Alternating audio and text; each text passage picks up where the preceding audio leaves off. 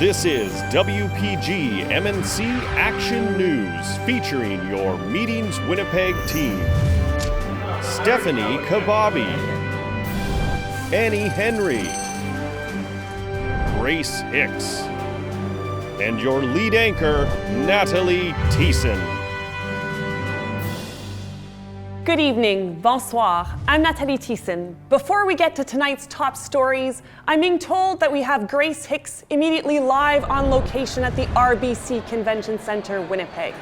Grace? Yes, Natalie, I'm here at the 103rd Canadian Chemistry Conference and Exhibition. It's going off like potassium nitrate, charcoal, and sulfur. In other words, fireworks. Technically, that's just gunpowder. Anyways, delegates are having the time of their lives this past week at Canada's fourth largest and surely the most stylish convention centre. Sorry, Grace, I'm going to have to cut you off right here as we are getting reports of breaking news from Assiniboine Park Zoo's journey to Churchill. We have Stephanie Kababie live in the field. Stephanie? Yes, Natalie, thank you. As you can see right above my head, the polar bears are swimming, and everyone here at the annual conference of the Society for Teaching and Learning in Higher Education simply can't believe their eyes. We're actually concerned that someone might drop their champagne flute because the bears are just that exciting. Now, I should note, this isn't the only amazing venue here at Assiniboine Park.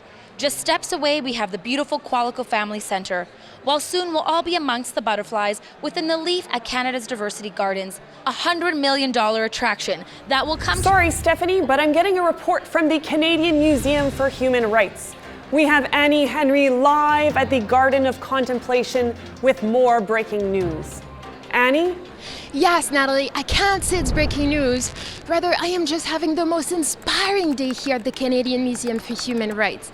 It's so peaceful here in the Garden of Contemplation, a setting that can hold an intimate dinner or reception, just like the one that is happening right now. While further back in the museum's roots, you'll see the Grand Buller Hall.